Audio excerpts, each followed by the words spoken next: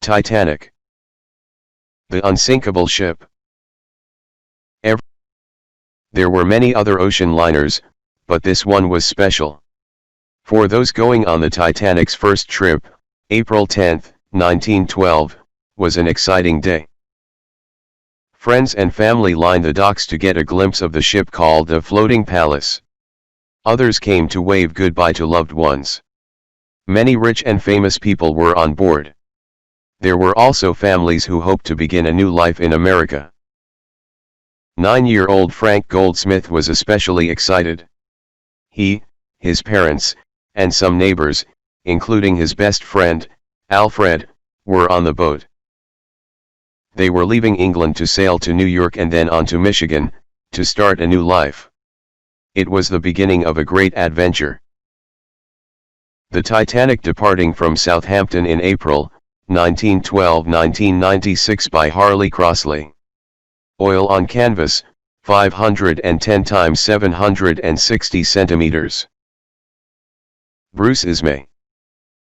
Building the Titanic at the turn of the century, Britain's two largest shipping companies were Cunard and White Star. They competed with each other for passengers. They each had ocean liners that carried people over the North Atlantic route to New York. In 1902, White Star was sold to an American company. White Star's chairman, Bruce Ismay, wanted to get rid of all competition for the North Atlantic route. His idea was to build a huge luxury ship, a large floating palace, that could carry more people than any other ship. He thought that sailing one huge ship would save money over taking care of 3 or 4 smaller ships. This new ocean liner, the Titanic, would be the largest and fastest liner in the world. The Titanic had many new safety features. It had a double-bottomed frame. The ship's bottom had 16 divided sections said to be watertight. The Titanic's size, double bottom, and watertight rooms made the ship nearly unsinkable. The ship's size and safety features led Ismay to decide to carry only enough lifeboats for about half of the people aboard. Some say Ismay removed 28 lifeboats because he thought the deck was too cluttered. The ship also had wireless communication. This was a new technology. Before this, ships had no way to communicate easily until they reached land. The wireless communication system on board the Titanic became very important on the night of April 14, 1912. Titanic Facts. Builders, Harland and Wolff of Belfast, Ireland. Length, 882.5 feet, nearly 4 city blocks long. Width, 92.5 feet. Weight, 24,900 tons. Propellers, 3 boilers, 29 anchor, each link weighed 175 pounds. People on board, about 2,200. Capacity, 3,547, 2,603 passengers and crew of 944. Lifeboats, 20 total, 16 wooden, 4 collapsible. To hold 1,178 people. The grand staircase was 16 feet wide and more than 60 feet high. A look inside the Titanic's first-class passengers enjoyed a luxurious interior. The 11-story high ship had a luxury bath, gym, libraries, a heated swimming pool, cafes, a crystal chandelier, a grand staircase, and a darkroom for photographers. Some rooms had 4-poster beds and fireplaces.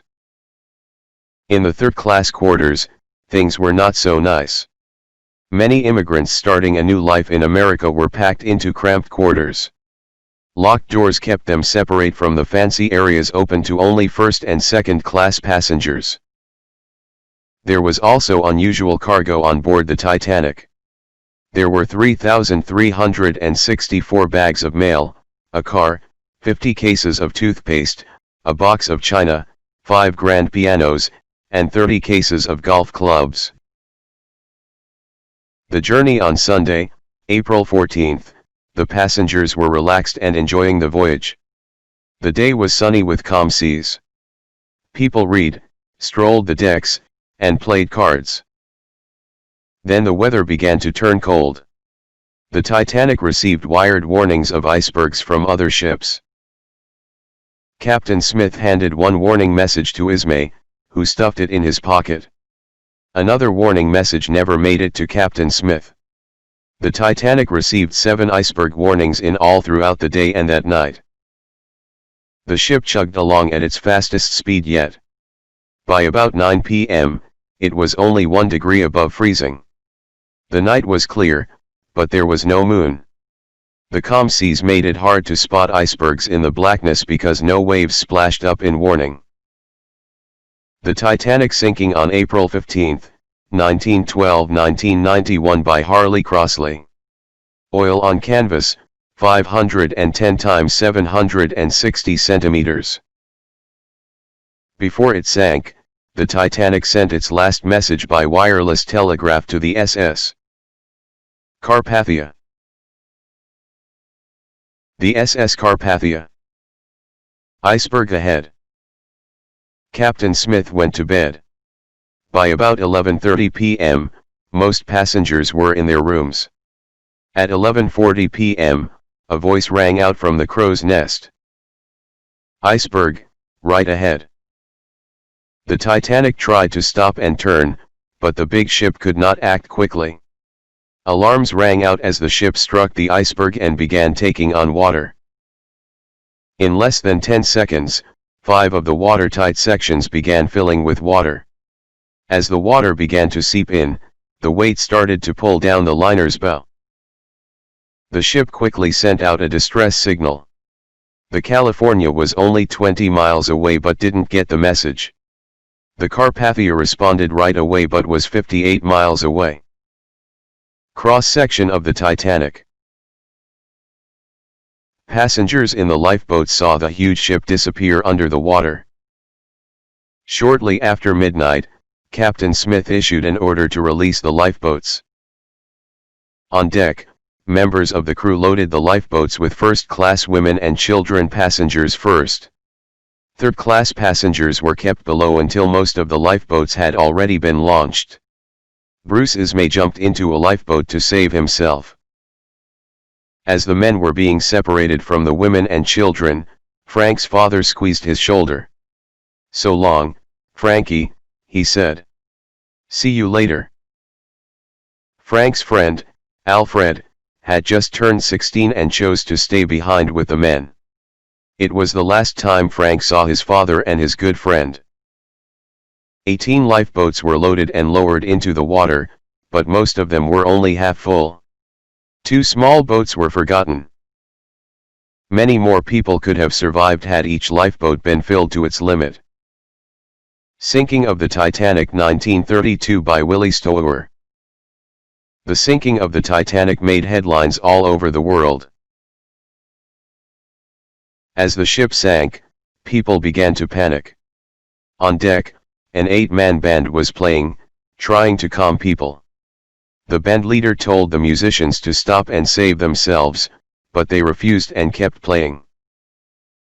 By 2:10 a.m., the Titanic's stern began to rise out of the water. Then, everything on the ship crashed forward as the Titanic reached an almost upright position. With a great shudder, the ship broke apart. Then it disappeared into the water. At 2:17 a.m., less than 3 hours after striking the iceberg, the unsinkable Titanic sunk to the bottom of the ocean. People in the freezing water were screaming for help. Pieces of wood and other debris were floating on the surface. Large icebergs were everywhere. The unsinkable Molly Brown, the Carpathia, finally arrived an hour and 20 minutes after the Titanic sank. It rescued 705 people, including Frank and his mother. A woman, later known as the unsinkable Molly Brown, was also rescued. Millionaire Margaret Molly Tobin Brown was traveling with friends. When the ship hit the iceberg, the impact threw her out of bed. Molly, thinking the worst, put on 6 pairs of wool stockings, a wool suit, a fur coat, a hat, and a muff. She stuck $500 cash in one pocket and a good luck charm in the other. On lifeboat number 6, Molly took charge. She told the women to row toward the light of a ship in the distance. She shared her stockings with the other women and had them take turns rowing to keep warm. After her own rescue, she helped direct rescue efforts. Once back in New York, Molly raised $10,000 to help the women who had survived, especially those who had lost family members and were now alone. The unsinkable Molly Brown. Submersibles were used to photograph the Titanic in very deep water. The Titanic's discovery. In 1985, scientist Robert D. Ballard set out to find the Titanic on the ocean floor. Using sonar to find the ship was not working, so he looked for debris near where the Carpathia found the lifeboats. Still, he found nothing. He began to doubt whether the ship could be found.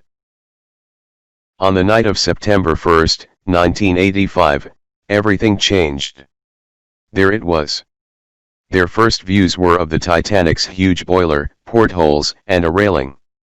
At that time, Ballard left the area in peace, just taking a few photographs. A year later, Ballard revisited the site. He hoped to use a remote-controlled robotic submarine to explore the wreckage and take pictures of the small interior spaces. At 13,000 feet, the hull suddenly appeared before them. As they made their way through mud, ooze, and sediment, the bow came into view.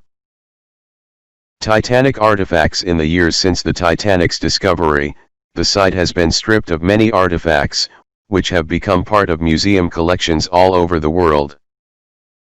On the next page, you will see some of the thousands of items recovered. The items recovered include a section of railing, part of the hull, a running light, chairs, dishes, crystal, a life jacket, and menus.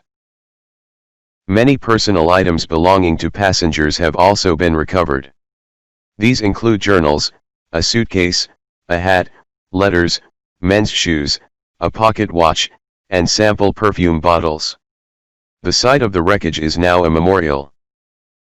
Glossary. Cramped adjective: crowded. Debris and wreckage, remains of something that has been destroyed. Interior and the inside of a structure. Ooze and a soft mud or slime, especially at the bottom of a body of water. Robotic adjective: mechanical or computerized. Sediment and material that settles at the bottom of a liquid. Sonar and a device that uses sound waves to find the position of unseen objects underwater. Reader response. 1. The author provides a sidebar of Titanic Facts on page 7. How is this graphic source useful? 2. How do you think Frank felt as he watched the Titanic sink? Describe in detail what you think he experienced. Use a web like the one below to help organize your description. Frank's experience. What Frank smelled. What Frank heard. What Frank touched. What Frank tasted. What he saw. 3. On page 17, the text describes the stern rising out of the water. The word stern is used as a noun here. Look up stern in a dictionary. What other part of speech can this word be? Use stern in a sentence. 4. The Titanic's musicians chose to continue to play instead of getting in a lifeboat. Why do you think they made such a choice?